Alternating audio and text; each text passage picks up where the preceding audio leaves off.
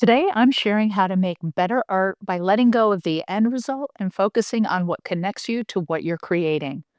Watch me as I explore this idea using a product I have never used before and see if it impacts the way you create going forward. I'm Jackie Bernardi, and welcome to my studio. I'm very excited about what's happening here today. I've recently picked up several tubes of Golden's open line of paints. They're acrylic paints and they stay open, they stay wet a lot longer than normal acrylic paints.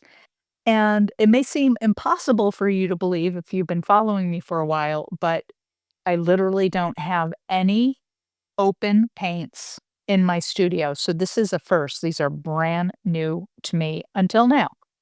So what I am hoping to do today is to show you firsthand what my process is for trying new products.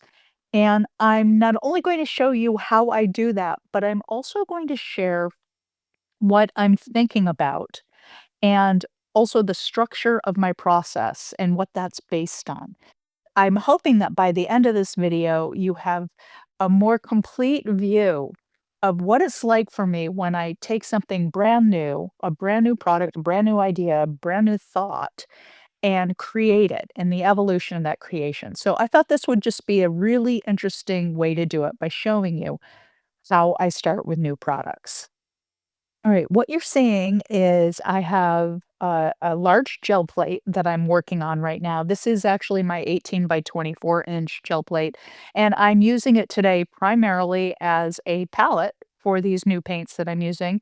But also, I'm going to pull prints, and this is how I'm going to start exploring uh, these new paints and how I feel about them and what their capabilities are, and so on. So, what I've got across the top going from left to right is Payne's Gray, Cerulean Blue, Green Gold, Primary Magenta, Titan Buff, Burnt Umber, Transparent Red Oxide, and what you're seeing over to the right-hand side there, that's actually clear open medium. So clear open medium can be used with any acrylic paint to extend how long it stays wet.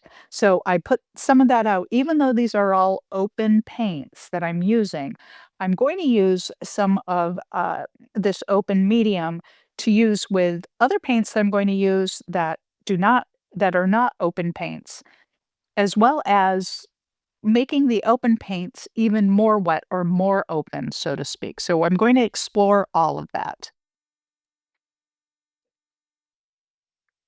What you've been watching me do here is just pull a couple of prints.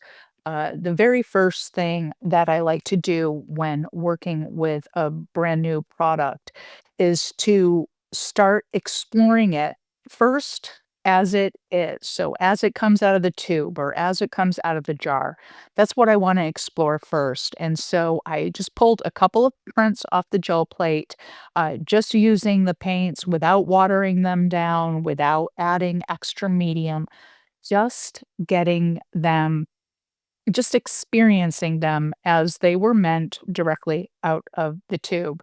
Now, I call this part of, well, I don't really call it anything, but this part of my process is what I consider the curiosity part, right? So I have an idea of the intended use for these products, and that idea is that um, the product itself increases the longevity of how long you can work with the paint because it's a more wet style paint. But knowing that is not enough for me. I'm far more curious than that. I want to know what that feels like, what that looks like, how the blending will be, and so on. And so, pretty much every time I get a brand new product, usually before I even swatch the product, I will go ahead and start using it in a lot of different ways that I normally use products, right? So you all know I use the gel plate a lot, and I typically use some unconventional type tools on the gel plate, like the silicone paint shaper. I enjoy the way it feels when I use the paint shaper to move paint around the gel plate. And knowing that someday that's probably how I'm going to use these open paints, I'm going to test that out now and just see how it feels and see if it's any different than having regular acrylic paints or fluid acrylic paints on the gel plate. I'm also going to use the brayer because I always use the brayer, but I'm curious to see how that is impacted by the open medium that is inside of these paints. Now, what I'm noticing right away is that the blending on the plate is different than when I use fluid acrylics. And it's not better or worse, it is just different. And there's almost uh, for lack of a better way to say it, almost a stickier feel with these open acrylics. And so, what I'm noticing as I'm blending out is that the paint is catching on itself a little bit. And that's creating some really interesting texture. And when I pull this, you'll be able to see it, I hope. Um, what I'm talking about. It's almost as if the body of this paint is helping to create texture all on its own, with or without the tools that I'm using. So you can really see it here, right?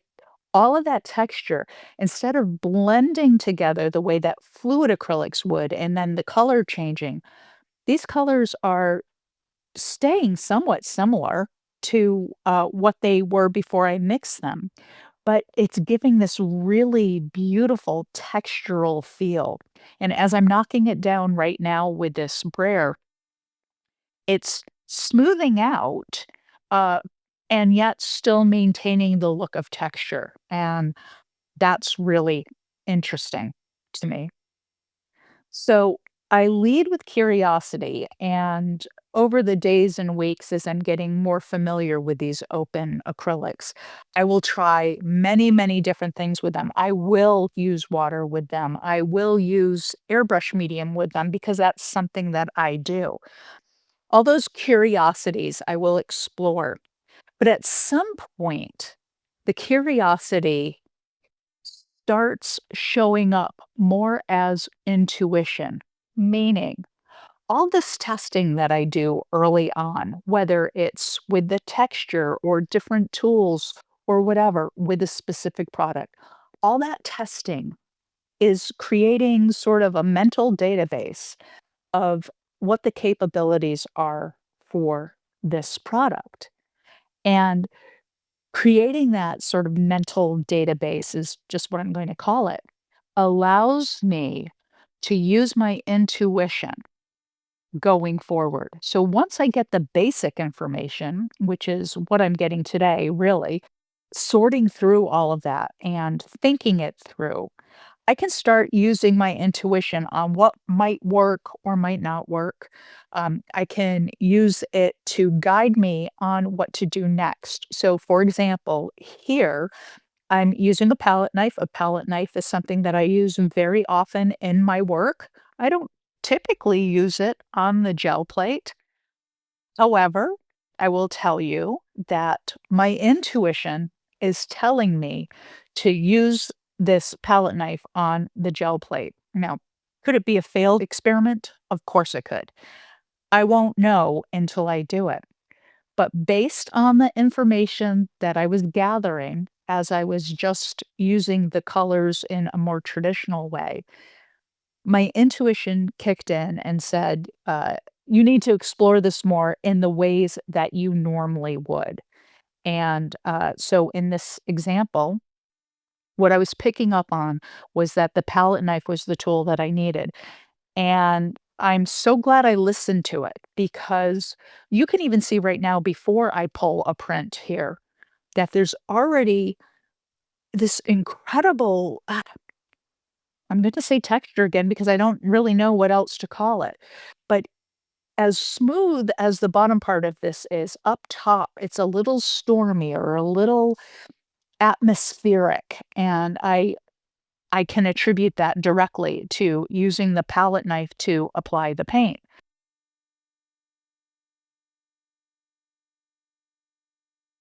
Now, I'm not saying that I can't get this effect from fluid acrylics. I can, but there is something about this open medium that is holding on to the lasting marks or texture and creating it in a way like, look at this. This is okay, this is amazing, right? This was all the same paint rolled out, troweled out, uh, in one space, and it was 3 distinct areas of texture. I'll get into, part of that in a little bit, but my point is that in this process, or whatever you wanna call it, frankly, that I go through when exploring and experimenting with supplies, with ideas, is that it starts with curiosity. It always starts with curiosity. Without it, I probably wouldn't be motivated to try anything, but I get in my head, "Hmm, what would happen if I added this burnt umber to cerulean blue? What would that look like?" Right? So it starts with the curiosity. But then as that curiosity is getting satisfied with information, and that information is being developed as I am creating, there's no other way you're going to get this information. You have to do it yourself. But as that's happening, my intuition is kicking in and saying, well, wait a second. Why don't we try this? Because here's what we know that we discovered through the curiosity phase.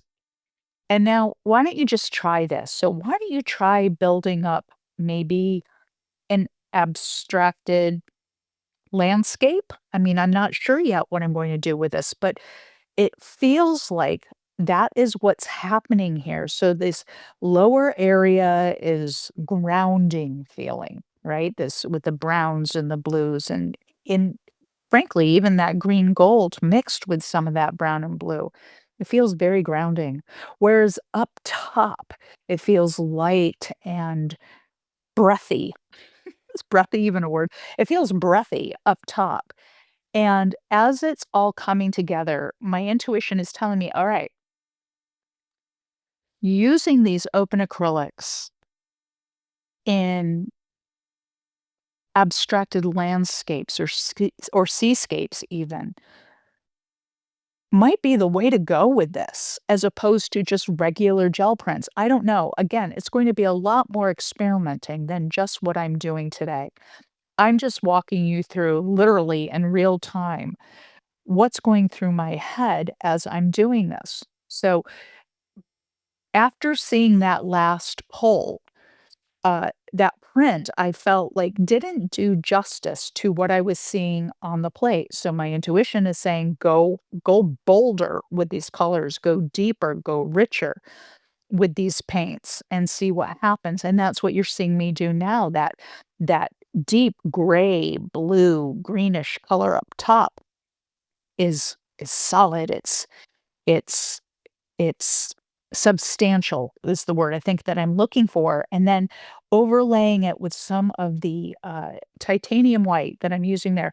That is a fluid acrylic, but I took that fluid acrylic and I mixed in a little bit of the, open medium, so it would stay wet longer, and I'm just putting that in, directly over that dark, heavy area. Now, when I pull the print, is it all going to show? I don't know. I really don't know yet, but my intuition tells me, yes, I am going to see it and that I am really going to like it, which brings in the third element for me of this process, right? So it's the curiosity to explore the products as they were intended and go beyond that.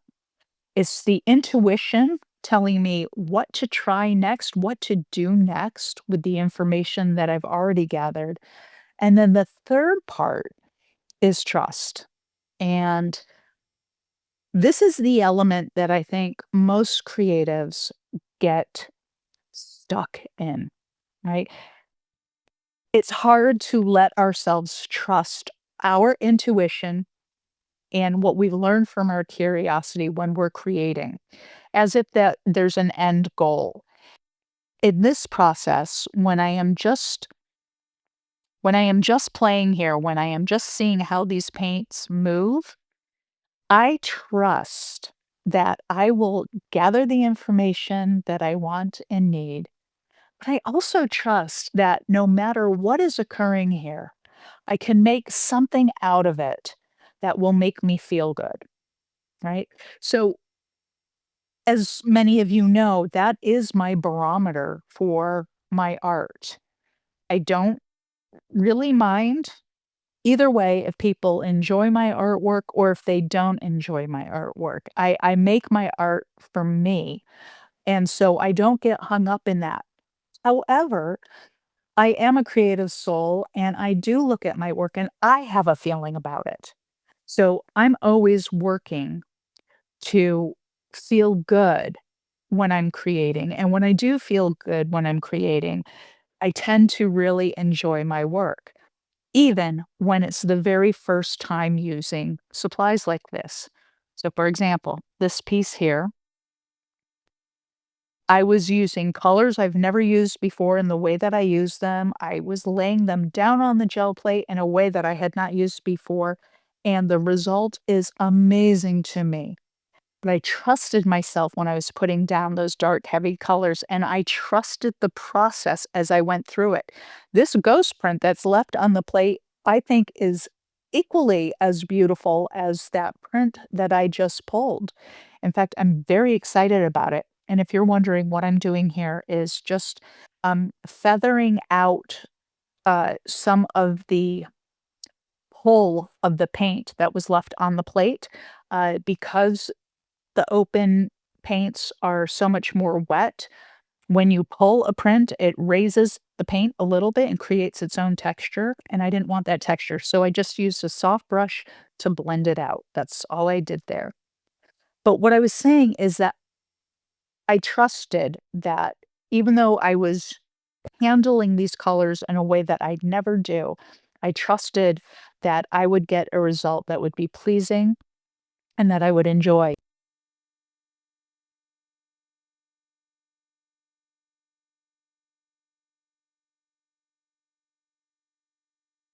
What this looks to me is like, it looks like the desert at like, on a stormy morning dawn, the sun is sort of trying to cut through, the sky is pink sky at night, right? Like, it's very, I don't know, it just feels deserty to me. Did I intend to make a desert scape? No. And you may disagree with me at what you're seeing here, that's fine. But what I'm loving is that these colors and the way this paint works with itself is exciting. Like I really can't wait to start incorporating this into my collage practice and so on. So what I'm going to do now is I'm going to show you what I've been working on. This was not a big day in the studio, and in fact, I came in with the intention of just making backgrounds so I could try out these brand new paints, right? That was really my whole goal. But as I was moving through the process, I was thinking, and it really did occur to me that this process is the same, whether it's starting with new supplies, whether it's starting a new project, or really in relationships. It's all the same. It starts with curiosity. Your curiosity feeds your intuition, and your intuition and curiosity feed trust or create an element of trust. And that's what we have going on here. This here is a piece of roll off paper. I'm sorry to interrupt, but a piece of roll off paper that I so wish I had done on medical exam paper. It's fine. It's on newsprint. That's just fine. But I would have loved to have had the ability to use that in a more translucent or transparent way. I know many of you are going to ask what paper I used today. This is actually mixed media paper by Fabriano. I will link to it in the description, as I always do. but it created a beautiful surface to start exploring and experimenting with these paints. I will say one thing about these open paints that is a little surprising to me. I did wait. This is the second day. Um, they dry much more flat and muted than I would have expected. Maybe muted isn't the right term, um, but they don't dry the way that I anticipated they did. I'm going to jump again. This here, right here, reminds me so much of the work that the amazing Trina does. It's mixed media art with Trina. I will link to her channel in the description. If you're not following her, you should. Her work is a delight. Um, but yeah, I this is not Jackie at all. This is not the type of work I do. Um, I really was just playing with the colors. I was not actually trying to build a landscape here, but yet it does feel like an abstracted landscape. And the second piece here, uh, I'll call it the ghost print because it really is the ghost print, but there's so much to this ghost print. These open paints do not disappoint.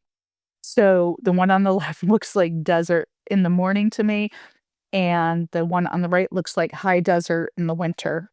I don't know if I'm just making that up because it's there, but this was fun. So keep in mind, everyone, it starts with curiosity. The curiosity feeds your intuition, and the curiosity intuition builds the trust in yourself. Have an amazing week of creating.